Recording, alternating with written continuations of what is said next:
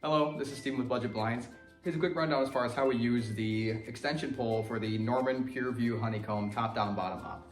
So for these, on this head here is a pivoting head with a spring tension, and then there is a groove in here that actually grabs onto the handle of the shade as well, and that's what actually allows you to pull it down to get it to with your hands reach. So that way from there you can actually use your hands to put it where you'd like it to in the window.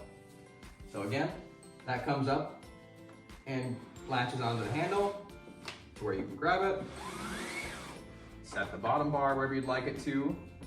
Then the top down portion, same thing. Pulling it down, sliding into that groove, and then setting it where you'd like it to go. And then the same thing for putting it up. So to put it up, you can obviously use your hand, and then from where you can, use a wand, magnetizes up top. Same thing for the bottom, rests into that groove, and then tucks up nice and neat for you as well. That's pretty much it for this. Thank you for choosing Budget Blinds.